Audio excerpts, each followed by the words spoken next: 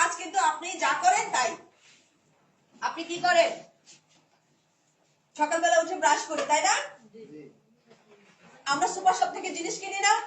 সাবান কিনি, টুথপেস্ট কিনি, শ্যাম্পু কিনি, ফেস ওয়াশ কিনি, তারপরে চা কফি কিনি, এইসব জিনিস আমরা কিনি। আমরা ডিএক্সএল না থাকলেও কিনি। তাহলে আপনি ডিএক্সএল এর মধ্যে সেটাকে সুপার শপ ভেবে আপনি যদি একটা ডিসকাউন্ট কার্ড করে কেনেন, ডিসকাউন্টে প্রোডাক্ট তো পাচ্ছেনই, ইভেন আপনি এখান থেকে ইনকাম পাচ্ছেন। কেন ইনকাম পাচ্ছেন?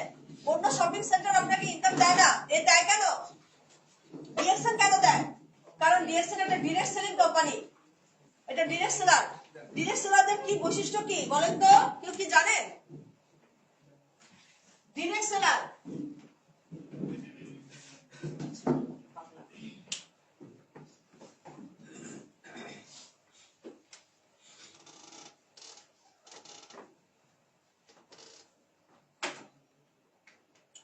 Direct seller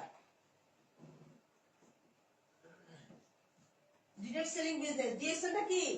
direct selling business. কেউ যদি ডিরেক্ট সেলিং মানে ডিএক্সএল এর বিষয়ে জিজ্ঞেস করে, ফার্স্ট কথা হচ্ছে ডিএক্সএল হচ্ছে একটা ডিরেক্ট সেলিং বিজনেস সিস্টেম এবং এটা ওয়ার্ল্ডের লার্জেস্ট গ্যানোডার্মা মাশরুম কোম্পানি। সহজ পরিচয়, সুন্দর পরিচয়, পৃথিবীর সবচাইতে বড় গ্যানোডার্মা মাশরুম কোম্পানি। এখন হচ্ছে প্রশ্ন, গ্যানোডার্মা কি? গ্যানোডার্মা হচ্ছে বিশ্ব স্বাস্থ্য সংস্থার মতে কিং অফ হার্বস।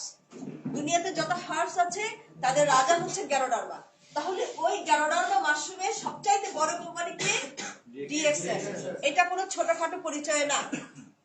হ্যাঁ, আপনি চাকে তখনই এই পরিচয় যখন দাঁড় করাবেন তখন একটা জিনিস বোঝা যাচ্ছে যে কোম্পানিটা ভালো।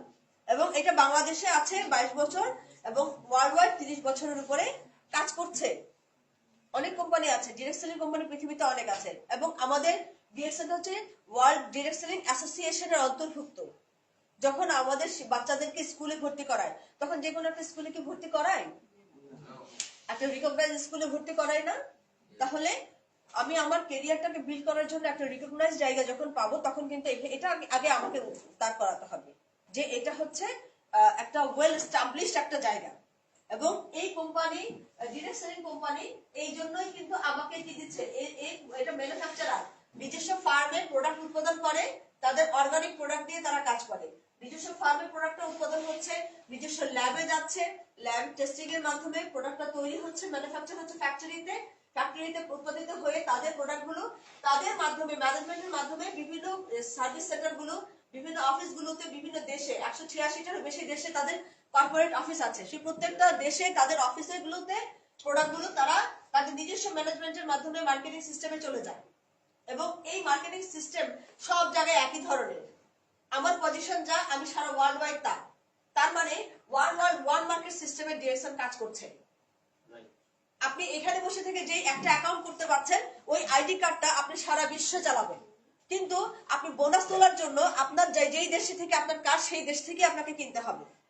এখনো পর্যন্ত বাংলাদেশে আমরা সুবিধা নিচ্ছি, কিন্তু সিস্টেমটা এরকমই হওয়া উচিত, তাই না? আদারওয়াইজ কি হবে, এটা বায়াস হয়, এক দেশের প্রোডাক্ট আরেক দেশে চলে আসতেছে। হ্যাঁ, কেউ হয়তো এই জায়গায় বসে থেকে ওটা করতেছে, কারণ আপনার জন্য সুযোগ দেওয়া আছে, আপনি বিশ্ব বাজারে কাজ করতে পারবেন। আপনি এখানে বসে সৌদি আরবে বিজনেস পার্টনার তৈরি করতে পারছেন, তাই না? সৌদি আরব থেকে আপনার বিজনেস পার্টনার যখন ওই জিনিসটা কিনছে, আপনার কিন্তু সৌদি আরবে রিয়েলি আপনার ইনকাম আসতেছে, কোনো অসুবিধা নেই। আর আপনি ডায়মন্ড হয়ে গেলে বিভিন্ন জায়গায় যে ডায়মন্ড আছে ওয়ার্ল্ডের সারা বিশ্বের প্রায় যতগুলো দেশের কথা বলেছি, 186টা দেশের যদি কর্পোরেট অফিস থেকে থাকে, আমাদের 200টা কান্ট্রিতে আমাদের প্রোডাক্ট আছে, এই প্রোডাক্ট আছে। এখন কোম্পানির যে এটা 25 বছর ধরে কোম্পানি কি করেছে, 200টা দেশে তাদের প্রোডাক্টগুলোর ডিমান্ড ক্রিয়েট করেছে এবং তার পরবর্তীতে এখন যেটা করছে, বাংলাদেশে ফ্যাক্টরি অলরেডি হয়ে গেছে, দেখেছেন তাই না? এই ফ্যাক্টরি এখন আমাদের নিজস্ব প্রোডাক্টগুলো উৎপাদিত হবে।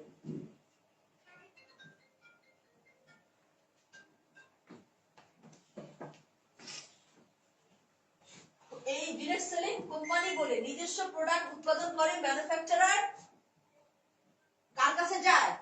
কাস্টমার। ম্যানুফ্যাকচার থেকে কাস্টমারের কাছে যায় বলেই আমি প্রোডাক্ট কিনে কিছু পাই, টাকা পাই। অন্যান্য সবগুলো আমাকে দেয় না, কারণ অন্যান্য শপের মধ্যে এই যে মাঝখানে যে ডিলার এগুলো আছে, ওরা আছে, ওরা মধ্যস্বত্বরা, তারা কি টাকাগুলো নেয় এবং আমি কাস্টমার কি করি, আমার কাছ থেকে টাকাগুলো নিয়ে ওখানে ভাগ হয়।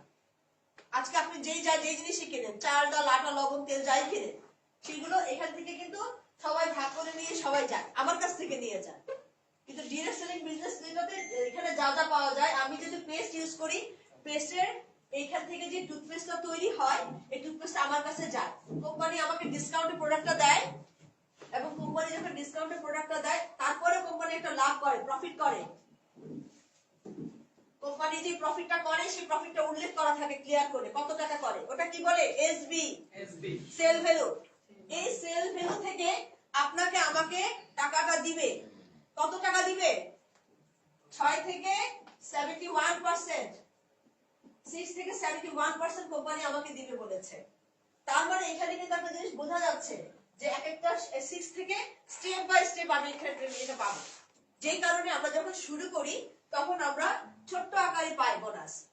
একই কাজ আজকে যারা আপনারা নতুন এসেছেন, আজকে যদি আপনারা শুরু করেন, তখন আপনি আপনার কাছে সাবানের যে দাম, হ্যাঁ, একটা সোপের যে দাম, একজন ক্রাউন অ্যাম্বাসেডর যখন সাবানটা কেনে তার জন্য সেম দাম। হ্যাঁ, একজন ক্রাউন অ্যাম্বাসেডর প্রতি মাসে 2.5 কোটি টাকা ইনকাম করছে, 2.5 কোটি এভরি মান্থ। আর একজন যখন নতুন আসে সে 150 টাকা পাচ্ছে। তার জন্য কি বোনাস কোয়ালিফাই পয়েন্ট কিন্তু বাংলাদেশে এটা 1300, 10 কান্ট্রিতে 100, কোথাও 50, যেখানে যেটা আছে সেখানে সেই রকম পয়েন্ট। এটা কিন্তু পয়েন্ট, 1300 পয়েন্ট, 100 পয়েন্ট, অনেক পয়েন্ট। কি আপনি একটা প্রোডাক্ট কিনলে প্রত্যেকটা প্রোডাক্টের সাথে পয়েন্ট পাবেন। এই পয়েন্ট কখনো ফ্ল্যাশ হয় না, কাটবে না, ঠিক আছে? তাই আপনি যখনই কিনছেন পয়েন্ট হচ্ছে, আপনি কিনছেন পয়েন্ট হচ্ছে, পরের মাসে কিনছেন পয়েন্ট হচ্ছে, এবং আপনার সাথে আপনার টিমরা কিনছে, সেই পয়েন্ট আপনার এখানে যুক্ত হচ্ছে, বড় হচ্ছে না? তার মানে হচ্ছে যে এই পয়েন্ট যত বেড়ে যাবে আপনার বোনাস পাওয়ার অপশন তত বেড়ে যাবে। আপনার কাজে একই মজার বিষয় না? ফার্স্টে যখন কাজ করেছি তখন বুঝেছি বিজনেস ইনভেস্ট করতে হয়, সেদিকে বুঝি না, বুঝি কোনটা লাভের ক্ষেত্রে। হ্যাঁ, লাভটা কম আসলে ভালো লাগে না, ইনভেস্ট যে বেশি করি না সেদিকে কিন্তু খেয়াল নাই। প্রথম যখন আমি কাজ করেছি আমি পেয়েছি 136 টাকা, 136 টাকা পেয়েছি। আমার সাথে মিলে গেছে লিডার, আমার সাথে। হ্যাঁ, তাহলে কি টিম টিম আমরা বলি না? আচ্ছা ফাইন, 136 টাকা পেয়েছি। তো আমি কিনেছিলাম তখন 5,500 টাকা জিনিস। এখন 5,500 টাকা দিয়ে কি ব্যবসা হয়? ব্যবসা করতে আসছি, 5,500 টাকার জিনিস কিনেছি। জিনিস কিনে নিয়ে কিন্তু আমার বাসায় চলে আসছি, বাসায় এসে আবার দাঁত মাজতেছি, সাবান দিয়ে গোসল করতেছি, শ্যাম্পু লাগাইতেছি, এই কিন্তু খবর নাই। খবর কখন হয়েছে? যখন এটা এত কম। কেন বুঝতে পারছেন? এটা এত কম, এটা কেমন কথা? এটা কাউকে বলা যায়?